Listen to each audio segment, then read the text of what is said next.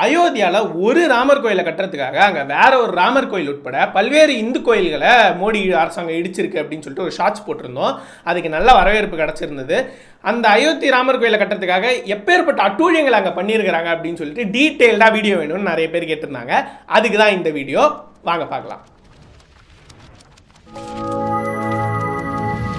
வணக்கம், இது யூட்டன். நான் மாஞ்சிநாதன் சித்ரா.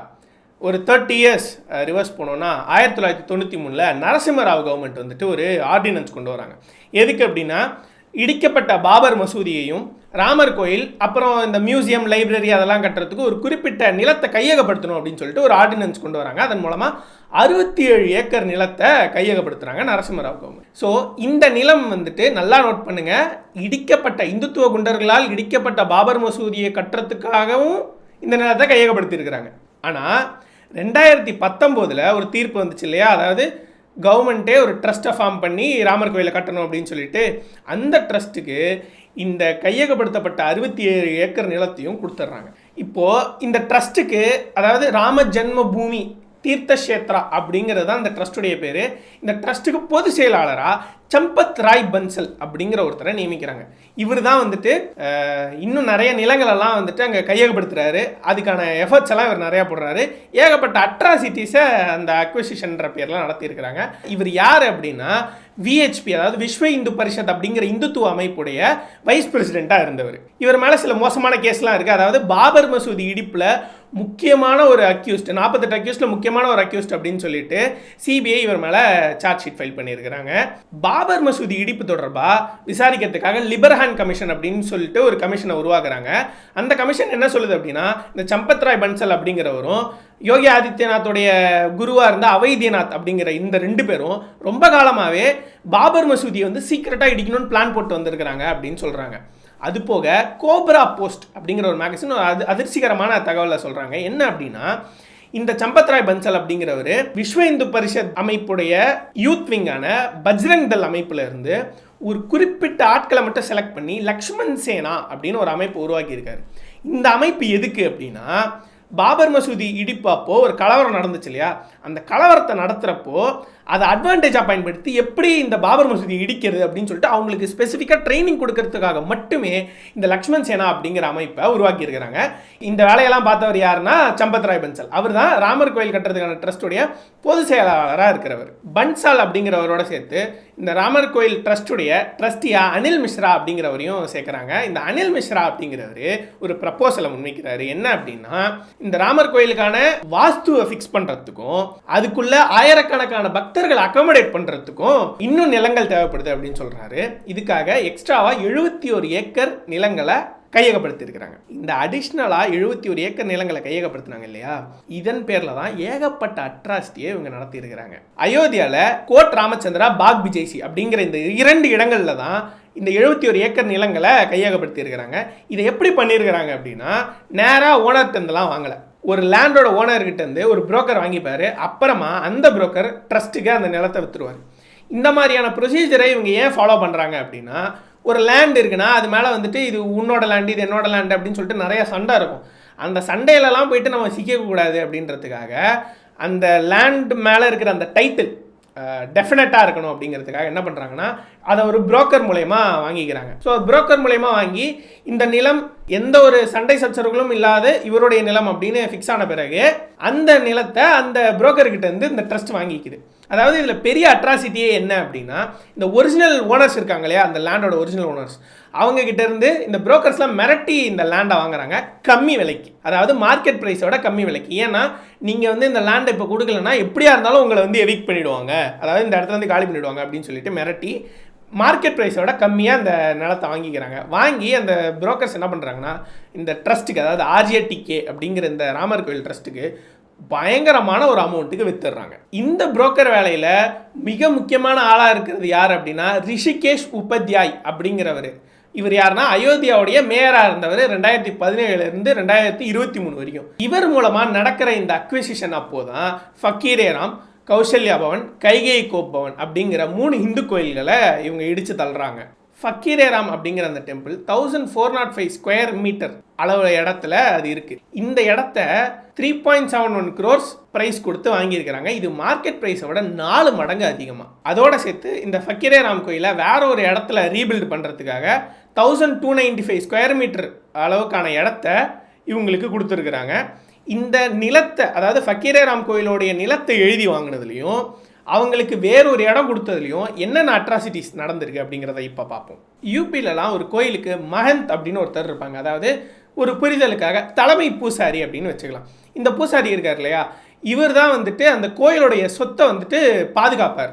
இவர் வந்துட்டு அந்த கோயிலுடைய சொத்தை வந்து லீஸ்க்கு விடுவாங்க, லீஸ்க்கு விட்டு சம்பாதிப்பாங்க. ஸோ அந்த கோயிலுடைய சொத்தை பார்த்துக்கிறது தான் வந்துட்டு இந்த கோயிலுடைய மஹந்த் அப்படிங்கிறவங்களுடைய வேலை. இப்போது ஒரு கோயிலோட சொத்தை எழுதி வாங்கணும் அப்படின்னாலும் அந்த மஹந்த் தான் அந்த கோயிலுடைய சொத்தை எழுதி தர முடியும். இந்த ஃபக்கீரேராம் கோயிலுடைய கதையில் என்ன ஆகுது அப்படின்னா, இதோடைய மஹந்தா யுகல் கிஷோர் அப்படிங்கிறவர் இருந்தார். அவர் 2018 இறந்து போயிடுறாரு. இதுக்கப்புறமா யார் மஹந்தா வருது அப்படிங்கிறது ஒரு பெரிய சண்டையாகுது. அது யூஸ்வலாக யூபியில் இருக்கிற கோயிலில் நடக்கிற பிரச்சனை தான். இந்த சண்டையில் என்ன ஆகுது அப்படின்னா, கிருபா சங்கர் அப்படிங்கிறவர் வந்து நான் தான் மஹந்த் அப்படின்னு சொல்லிட்டு பொறுப்பேற்றுக்கிறாரு. அதுக்கப்புறம் ரகுவர் சரண் அப்படிங்கிறவர் வந்து இல்லை நான் தான் மஹந்த் அப்படின்னு சொல்லிட்டு சண்டை போடுறாரு. இவங்க 2 பேருக்குள்ள சண்டை நடக்குது. இதில் இந்த மஹந்த் யார் அப்படின்றது தொடர்பாக ஒரு கேஸ் நடக்குது. அதாவது கிருபா சங்கர் அப்படிங்கிறவர் வந்து ரகுவர் சரண் மேலே ஒரு கேஸ் போடுறாரு. என்னென்னா, இந்த ரகுவர் சரண் அப்படிங்கிறவர் வந்து ராம ஜென்மபூமி ட்ரஸ்ட்டுக்கு வந்துட்டு இந்த கோயிலோட நிலத்தை விற்க பார்க்குறாரு. இவர் வந்து மஹந்தா வரத்துக்கே முதல்ல இவருக்கு தகுதி இல்லை, நான் தான் மஹந்த் அப்படின்னு சொல்லிட்டு ஏகப்பட்ட ஆதாரங்கள்லாம் வைக்கிறாரு. பாருங்கள், யுகல் கிஷோர், அதாவது ஏற்கனவே இருந்த மஹந்தோடைய எல்ஐசி இன்சூரன்ஸ் நாமினியாக நான் தான் இருந்திருக்கிறேன், அவருக்கு வந்துட்டு டாக்டருக்கெல்லாம் நான் தான் கூப்பிட்டு போயிட்டு வந்திருக்கேன் அப்படின்னு மெடிக்கல் ப்ரிஸ்கிரிப்ஷன்லாம் காட்டுறாரு. அதோட இந்த ஃபக்கீரேராம் கோயிலுடைய ரெஜிஸ்டரையும் எடுத்து காட்டுறாரு, நான் தான் வந்து இந்த கோயிலெல்லாம் பார்த்துட்டு இருக்கேன் அப்படின்னு சொல்லிட்டு.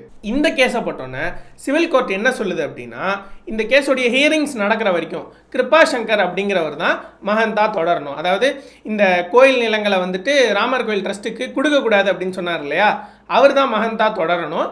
இந்த ரகுவர் சரண் அப்படிங்கிறவர் வந்துட்டு மஹந்தா மாறக்கூடாது அப்படின்னு சொல்லிட்டு ஒரு தடை ஆணையை போட்டுடுறாங்க. இந்த ரகுவர் சரண் யார் அப்படின்னா, இவர் தான் பிஜேபிக்கு ஆதரவானவர். இவர்கிட்ட தான் இந்த ராமர் கோயில் ட்ரஸ்ட் வந்துட்டு நெகோஷியேட் பண்ணிட்டு இருக்காங்க, இவ்வளோ அமௌண்ட்டுக்கு வந்துட்டு எனக்கு வந்து இந்த நிலத்தை கொடுத்துருங்க அப்படின்னு சொல்லிட்டு. ஆனால் ஏற்கனவே இந்த ரகுவர் சரண் அப்படிங்கிறவர் மேலே ஒரு கேஸ் இருந்திருக்கு. என்னென்னா, இந்த ஃபக்கீரேராம் கோயிலுடைய சொத்துக்களை தன்னுடைய பேரில் மாற்றிக்க பார்த்துக்கிறாரு அப்படின்னு சொல்லிட்டு. இந்த கம்ப்ளைண்ட்டில் இந்த டெப்யூட்டி கலெக்டர் என்ன பண்ணுறாரு அப்படின்னா, ரகுவர் சரண் தான் ஃபக்கீரேராம் டெம்பிளோட புது மஹந்த் அப்படின்னு சொல்லிட்டு ஒரு தீர்ப்பு கொடுத்துட்றாரு. அது வந்துட்டு ஏற்கனவே கொடுத்த சிவில் கோர்ட்டுடைய இன்ஜங்ஷனை மீறி வந்திருக்கு. ஏன்னா அந்த சிவில் கோர்ட் என்ன சொல்லியிருக்கு அப்படின்னா, கிருபா சங்கர் அப்படிங்கிறவர் தான் இந்த கோயிலுடைய மஹந்தா தொடரணும், நடுவில் இந்த ரகுவர் சரண் அப்படிங்கிறவர் மாறக்கூடாது அப்படின்னு சொல்லிட்டு தடை ஆணையை போட்டிருக்கு. இந்த தடை ஆணையை மீறி அந்த டெப்யூட்டி கலெக்டர் ரகுவர் சரண் தான், அதாவது பிஜேபிக்கு ஆதரவான ரகுவர் சரண் தான் புது மஹந்தா தொடரணும் அப்படின்னு சொல்லிட்டு ஒரு தீர்ப்பை கொடுத்துட்றாங்க. சிவில் கோர்ட்டோட தடை ஆணையை மீறி இந்த ரகுவர் சரண் தான் ஃபக்கீரேராம் டெம்பிளோடைய புது மஹந்த் அப்படின்னு அறிவித்த பிறகு அடுத்த நாளே ஃபக்கீரேராம் கோயிலுடைய நிலங்களை ட்ரஸ்ட்டுக்கு எழுதி வச்சிடறாங்க. அதாவது ராமர் கோயில் ட்ரஸ்ட்டுக்கு எழுதி வச்சிடறாரு அவர்.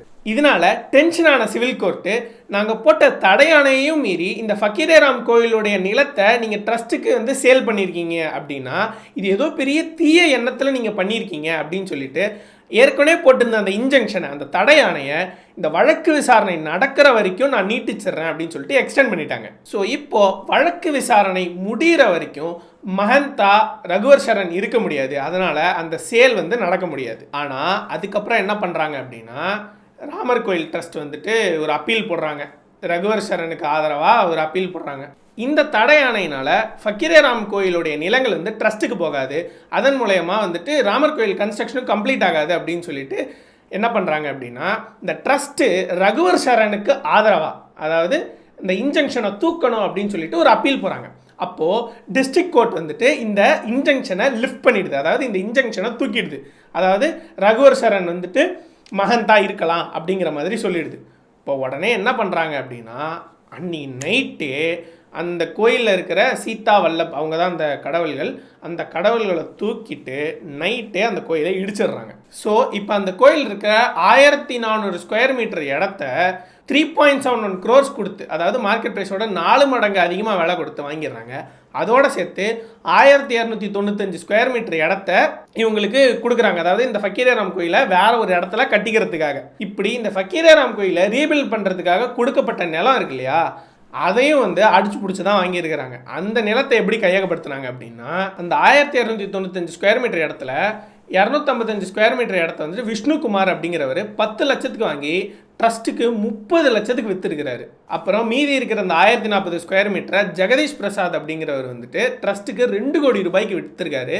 இது மார்க்கெட் ப்ரைஸை விட 4 மடங்கு அதிகம். இந்த விஷ்ணுகுமார் அப்படிங்கிறவர் யாருன்னா, ஏற்கனவே சொன்னேன் இல்லையா, ரிஷிகேஷ் உபாத்யாய் அப்படின்ட்டு அயோத்தியாவுடைய மேயராக இருந்தார்னு, அவருடைய அக்கௌண்டன்ட். அடுத்ததாக கௌசல்யா பவன் அப்படிங்கிற கோயில், இது 650 ஸ்கொயர் மீட்டர் இடத்துல இருந்திருக்கு. இதை 4 கோடி ரூபாய் கொடுத்து வாங்கியிருக்கிறாங்க ராமர் கோயில் ட்ரஸ்ட். ஆனால் இதோட ஒரிஜினல் மார்க்கெட் ப்ரைஸ் என்னன்னு பார்த்தா 1.5 கோடி ரூபாய் தான். அது போக இந்த கௌசல்யா பவன் கோயிலை வேற இடத்துல கட்டுறதுக்காக 890 ஸ்கொயர் மீட்டர் நிலத்தை அவங்களுக்கு கொடுத்துருக்குறாங்க.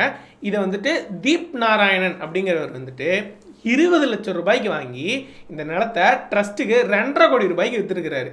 அதாவது இந்த தீப் நாராயணன் யார் அப்படின்னா, ஏற்கனவே சொன்னேன் இல்லையா, அந்த ரிஷிகேஷ் உபாத்யாயின்னு அயோத்தியாவுடைய மேயர், அந்த மேயருடைய ரிலேட்டிவ் தான் இந்த தீப் நாராயணன் அப்படிங்கிறவர். அந்த 890 ஸ்கொயர் மீட்டர் லேண்டோட சேர்த்து வேற ஒரு இடத்துல பாக் பிஜைசி அப்படிங்கிற இடத்துல 695 ஸ்கொயர் மீட்டர் இடத்த இந்த கௌசல்யா பவன் கோயிலுக்கு ஃப்ரீயாக கொடுத்துருக்குறாங்க ராமர் கோயில் ட்ரஸ்ட். அடுத்ததாக கைகை கோப் பவன் அப்படிங்கிற கோயில் 1410 ஸ்கொயர் மீட்டரில் இருந்திருக்கு. இதை 7 கோடி கொடுத்து ராமர் கோயில் ட்ரஸ்ட்டு வாங்கியிருக்கிறாங்க. இந்த கைகை கோப்பவன் அப்படிங்கிற கோயிலை வேற ஒரு இடத்துல கட்டுறதுக்காக 676 ஸ்கொயர் மீட்டர் நிலத்தை அவங்களுக்கு ஃப்ரீயாக கொடுத்துருக்குறாங்க.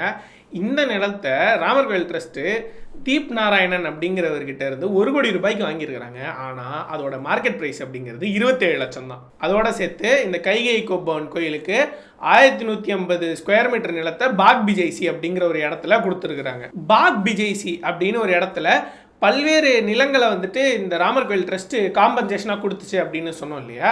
இந்த இடத்துல இருக்கிற நிலங்கள் எல்லாம் ஒரு முஸ்லீம் ஃபேமிலி கிட்ட தான் இருந்திருக்கு. அதில் அந்த ஃபக்கீர் முகமது அப்படிங்கிறவர் தான் அந்த நிலத்தோட சொந்தக்காரராக இருந்திருக்கிறாரு. அவர் இந்த நிலங்களை ரிலீஜியஸ் பர்பஸ்க்காக மட்டும்தான் யூஸ் பண்ணும் அப்படின்னு எழுதி வச்சிருக்கிறாரு. ஆனால் இதை அந்த ஃபேமிலியில் வழி வழியாக வந்தவங்களில் ஒருத்தங்கள்ட்ட இருந்து இல்லீகலாக இந்த புரோக்கர் ஒருத்தர் எழுதி வாங்கியிருக்கிறாரு. அந்த புரோக்கர்கிட்டேருந்து இந்த ட்ரஸ்ட்டு அந்த நிலங்களை வாங்கிருச்சு.